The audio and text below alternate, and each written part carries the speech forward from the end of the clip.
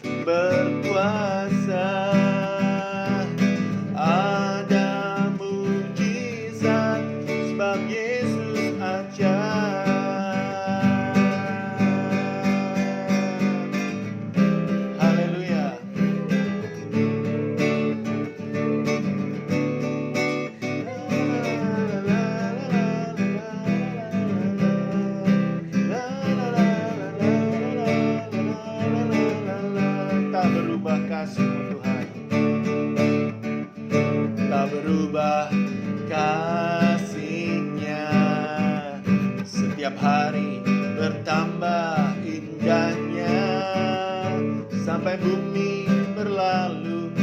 habislah nagaku. Yesusku ajaib bagiku. Yesus ajaib. Oh, Yesus ajaib. Dia berkuasa. Ada mujizat sebab Yesus ajaib. Yesus ajaib. Dia berkuasa. Ada mujizat. Ada mujizat. Ada mujizat sebab Yesus ajaib.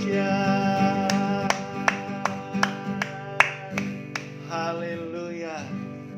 Luar biasa Tuhan kita, amin. Mari kita menyembah Tuhan. Mari kita masuk lebih dalam lagi dalam hadirat-Nya, menikmati bait kudus-Nya Tuhan. Mari dengan sungguh hati kita angkat pujian. Yesus kami puja, kami sembah sebagai Raja. Haleluya.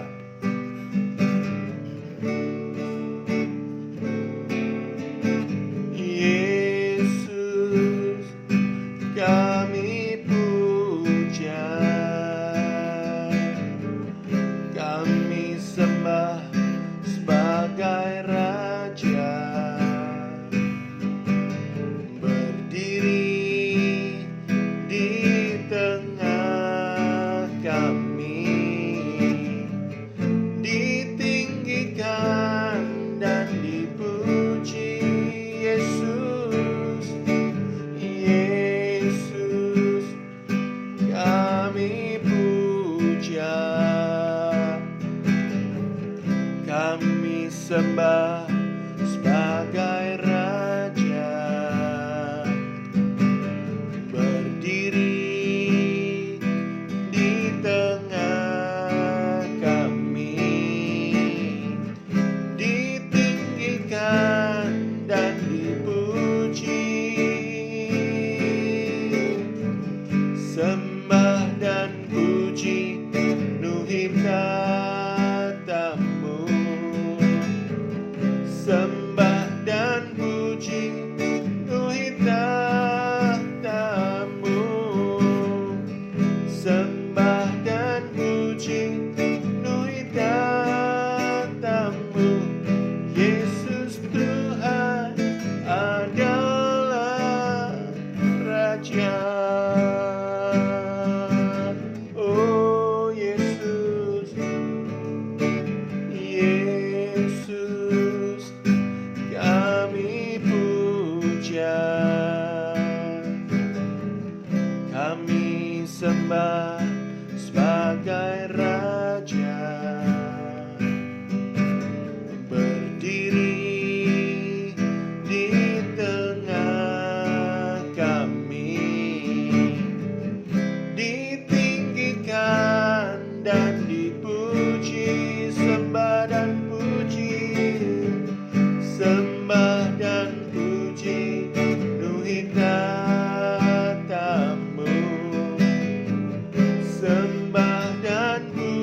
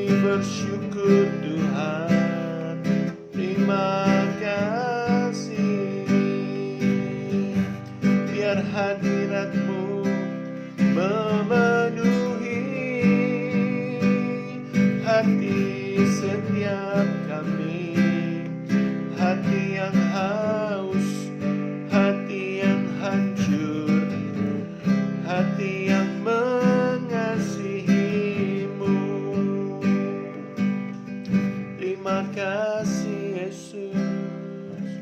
Engkau sungguh baik Tuhan.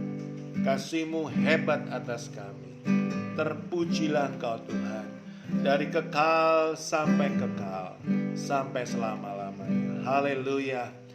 Amin. Waktu selanjutnya kami serahkan kepada Kak Mary. Amin.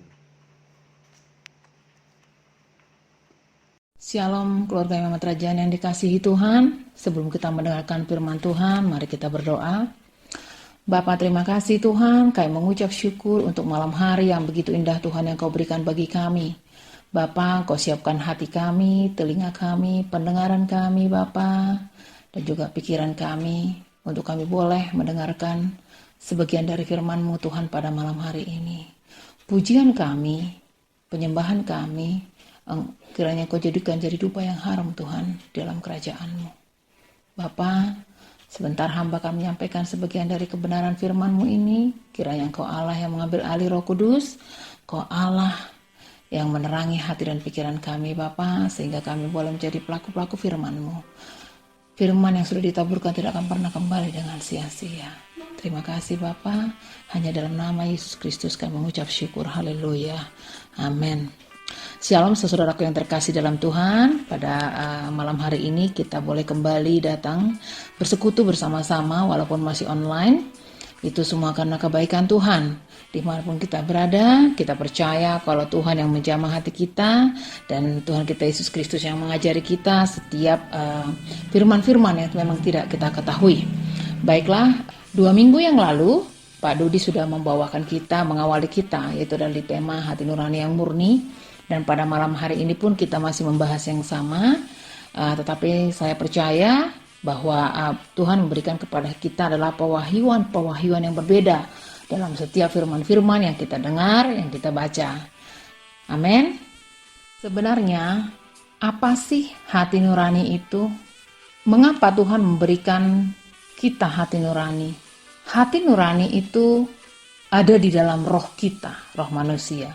Karena kita manusia, yaitu adalah makhluk roh, terdiri dari tubuh, jiwa, dan roh.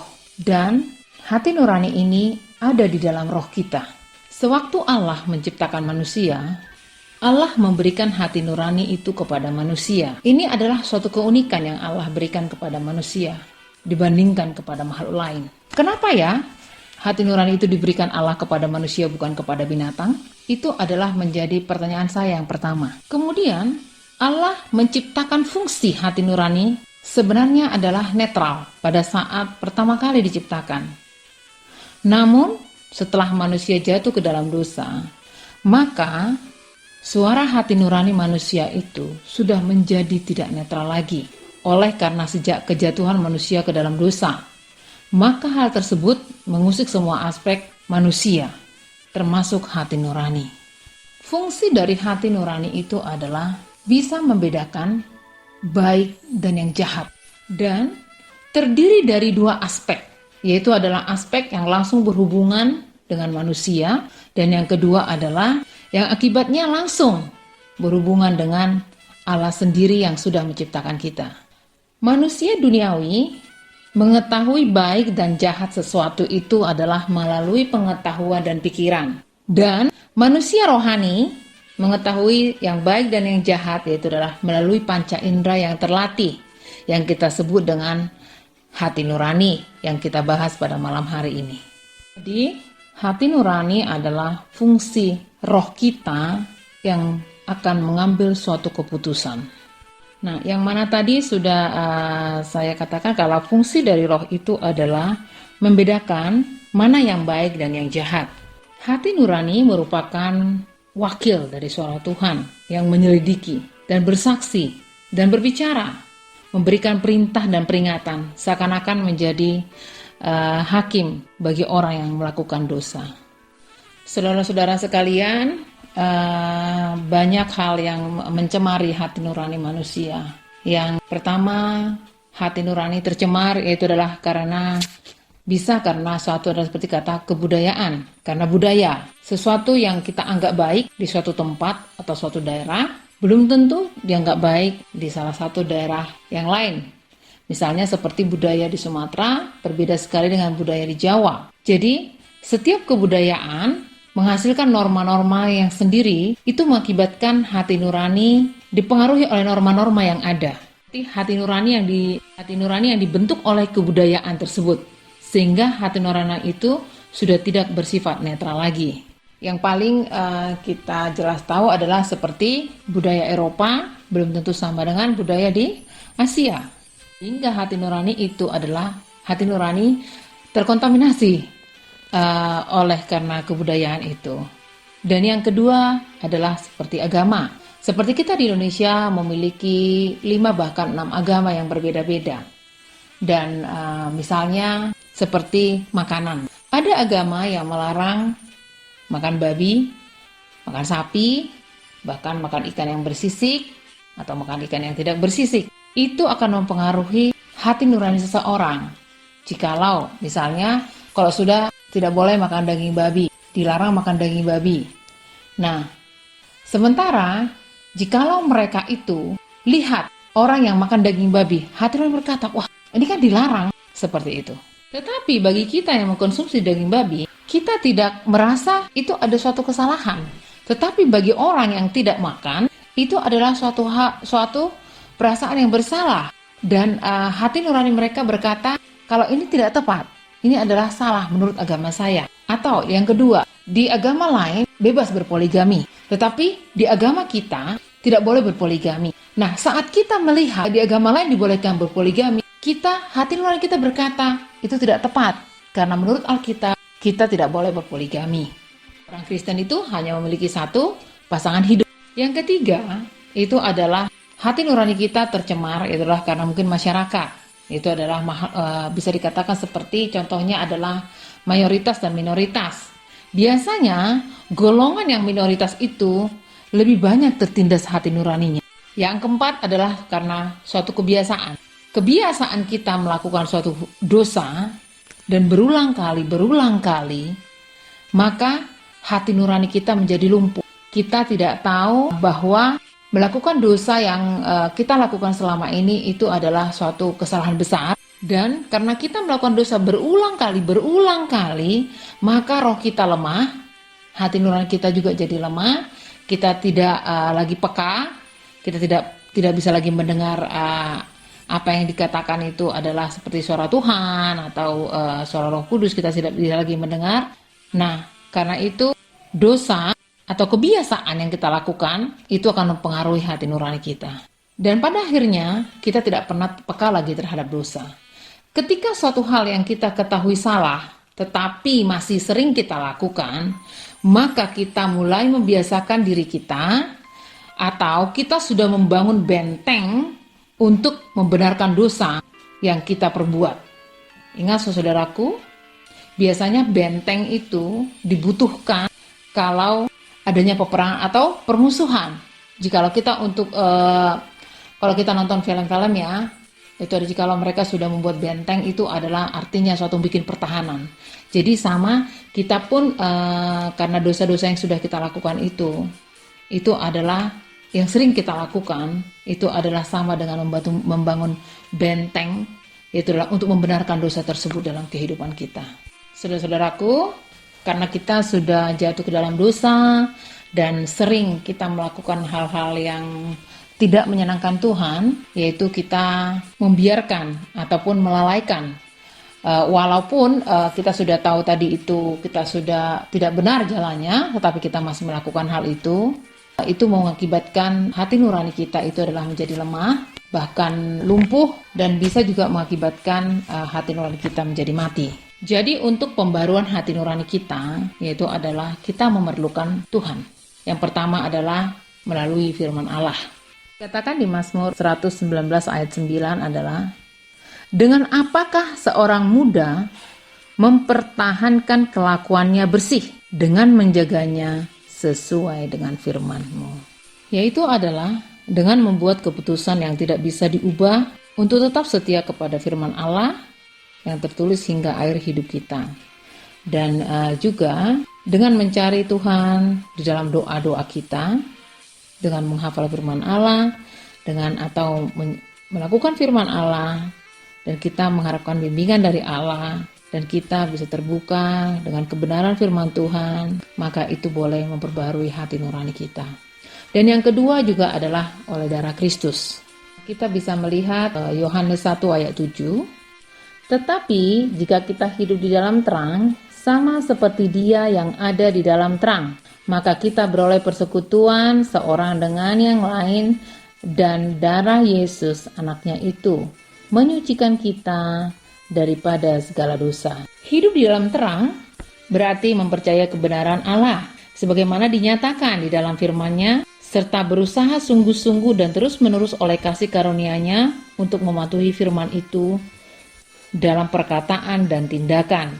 Darah Yesus anaknya itu menyucikan kita daripada segala dosa, menunjukkan kepada kita bahwa Allah turut bekerja dalam setiap kehidupan kita. Dan di Ibrani 9 ayat 14 juga berkata, betapa lebihnya darah Kristus yang oleh Roh yang kekal telah mempersembahkan dirinya sendiri kepada Allah sebagai persembahan yang tak bercacat, akan menyucikan hati nurani kita dari perbuatan-perbuatan yang sia-sia, supaya kita dapat beribadah kepada Allah yang hidup. Kita tahu kalau darah Kristus itu adalah pusat dari penebusan dosa-dosa kita, yang mana Yesus disalibkan dan Kristus mencurahkan darahnya kepada kita, yaitu adalah untuk menghapus segala dosa-dosa kita, supaya kita boleh berdamai kepada Tuhan. Dan yang ketiga adalah oleh karena gerakan Roh Kudus. Itu bisa kita lihat adalah di 1 Petrus 1 ayat 2. Yaitu orang-orang yang dipilih sesuai dengan rencana Allah Bapa kita dan yang dikuduskan oleh Roh, supaya taat kepada Yesus Kristus dan menerima percikan darahnya, kiranya kasih karunia dan damai sejahtera makin melimpah atas kamu. Dan di Kisah Para Rasul 15 ayat 8 dikatakan juga, dan Allah yang mengenal hati manusia telah menyatakan kehendaknya untuk menerima mereka, sebab Ia mengaruniakan Roh Kudus juga kepada mereka, sama seperti kepada kita. Dan ayat 9 dikatakan, dan Ia sama sekali tidak mengadakan perbedaan antara kita dengan mereka, sesudah Ia menyucikan hati mereka oleh iman. Saudara-saudaraku yang terkasih, jadi untuk pembaharuan hati nurani kita, karena kita tahu betul kalau hati nurani kita sudah tercemar atau sudah tidak murni lagi, karena itu marilah kita mendekatkan diri kepada Tuhan, baik itu melalui firman-Nya, kita berdoa, membaca firman Tuhan, dan juga kita boleh dengan persekutuan kita. Kiranya dengan pembagian firman ini, kita boleh sama-sama hidup di dalam kebenaran firman Tuhan. Mari kita memperbaharui hati nurani kita, supaya kita bisa lebih dengar-dengaran kepada Tuhan, karena itulah yang Tuhan kehendaki. Mari kita berdoa. Bapa, terima kasih dengan kebenaran firman-Mu pada malam hari ini, Tuhan, yang tidak sempurna. Tapi kami percaya Engkau menyempurnakan itu, Tuhan, dalam hati dan pikiran kami, sehingga kami boleh mengerti apa arti dari kebenaran firman-Mu. Terima kasih Bapa, kami serahkan Tuhan semua Imamat Rajani ke dalam tangan-Mu. Biarlah Tuhan, Engkau selalu memberikan kami kedewasaan dalam iman kami Bapa. Terima kasih Bapa, hanya dalam nama Yesus, haleluya, amin. Kita berdoa. Terima kasih Bapa di sorga untuk ibadah kami malam hari ini. Bersyukur sekali, luar biasa Tuhan untuk kami. Tetapi sebelum kami akhiri Bapa, kami mau berdoa syafaat. Kami mohon supaya Tuhan mendengarkan doa-doa kami Tuhan. Kami berdoa untuk pemulihan bangsa dan negara kami. Tuhan, supaya Tuhan betul-betul intervensi dengan kekuatan kontrol ilahi-Mu. Engkaulah Raja yang sesungguhnya. Pemerintah ada, itu karena Tuhan. Itu sebabnya tetap kami kembalikan ke dalam tangan Tuhan. Mulai di ranah politik, ekonomi, dan juga kesehatan karena pandemi ini. Bapa, dalam nama Yesus saya mohon untuk kekuasaan-Mu mengendalikan presiden kami, sampai kepada pemerintahan paling bawah, RT RW, supaya takut akan Tuhan betul-betul memenuhi mereka. Di dalam nama Yesus, roh-roh yang bukan dari Tuhan semua ditaklukkan dalam nama Yesus. Bapak, kami juga berdoa untuk semua tenaga kesehatan yang menangani COVID ini, supaya betul-betul mereka Tuhan berikan hikmat dan kemampuan, supaya mereka boleh menjadi alat-Mu untuk menyembuhkan banyak orang seperti kerinduan-Mu. Harus terjadi kesembuhan sosial di mana-mana. Bapak, kami bersyukur Tuhan baik untuk kami. Terima kasih Tuhan untuk Imam Rajani, bila juga Engkau hadir memulihkan perekonomian keluarga Imam Rajani yang setiap hari berseru kepadamu. Kami juga hamba-hamba-Mu betul-betul Tuhan memediasi supaya tangan-Mu memberkati setiap kami. Kami tidak sebutkan satu persatu, tapi keseluruhan Tuhan tangan-Mu terulur, membuka pintu berkat, membuka pekerjaan dalam nama Yesus. Karena Engkau harapan kami yang tidak mengecewakan. Bapa, dalam nama Yesus kami juga berdoa untuk anak-anak remaja yang hari-hari ini orang tuanya kewalahan untuk mendidik. Terlalu banyak Tuhan yang mempengaruhi mulai dari medsos, pergaulan dan lain sebagainya. Tapi kami sangat percaya tidak satu kekuatan pun bisa takluk kepada, maksudnya bisa melawan kekuatan-Mu. Semua tunduk kepada otoritas-Mu. Saya mau berdoa supaya secara usaha remaja di Imam Rajani dalam kontrol ilahi, takut akan Tuhan memenuhinya. Tuhan, Engkau pelindung, Engkau menjaga semua. Buat mereka tidak suka kepada hal yang bukan dari Tuhan. Dalam nama Yesus. Dalam nama Yesus terjadi Tuhan. Terima kasih Bapak. Kami juga berdoa untuk anak-anak kami yang sebentar lagi akan ada ujian, UAS dan PAS. Supaya Tuhan juga memberikan hikmat, kekuatan, kemampuan kepada anak-anak kami ini. Buat mereka ada perbedaan Bapak. Supaya dunia tahu bahwa yang menyembah Tuhan punya perbedaan yang luar biasa. Saya mengangkat tangan untuk anak-anak ini Bapak dalam nama Yesus, supaya hadirat-Mu, Roh-Mu mengontrol mereka. Di dalam nama Yesus, termasuk juga Tuhan untuk pembacaan Alkitab anak-anak remaja dan anak-anak yang ada, supaya Tuhan betul-betul Bapak membuat mereka cintakan firman-Mu. Junior dan remaja ini kami serahkan ke dalam tangan-Mu Bapa. Urapan-Mu betul-betul mengendalikan mereka, buat mereka mencintai kebenaran-Mu Bapa. Dalam nama Yesus, dalam nama Yesus. Kami juga berdoa untuk Kak Meme, Bu Meme yang pelayanan di Papua, yang Tuhan pakai untuk memperluas kerajaan-Mu di sana, di beberapa kota, di Timika, di Jayapura, dan beberapa tempat lain, supaya betul-betul Tuhan, khususnya tanggal 23 ini, mereka ada youth camp, supaya Tuhan memberkati pelayanan mereka Bapak.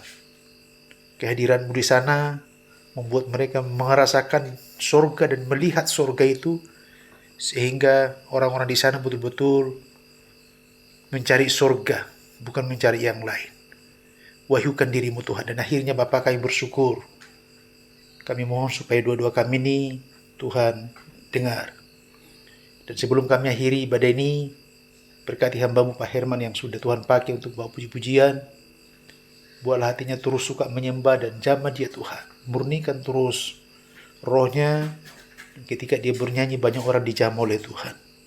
Terima kasih untuk hamba-Mu Mary yang sudah menjadi penyambung lidah-Mu. Bapak, di dalam nama Yesus, pakai dia lebih lagi, supaya hati-Mu boleh disampaikan kepada sebanyak mungkin orang. Dan akhirnya kami semua Tuhan mengerajani hati kami terbuka. Bila tangan kasih-Mu terulur, wajah-Mu penuh cinta kasih itu berhadapkan kepada setiap kami Bapak. Hanya damai sejahtera di dalam Bapa. Penyertaan Yesus Kristus yang kami terima itu melalui persekutuan Roh-Mu dari hari ke hari. Kami terima itu malam hari ini.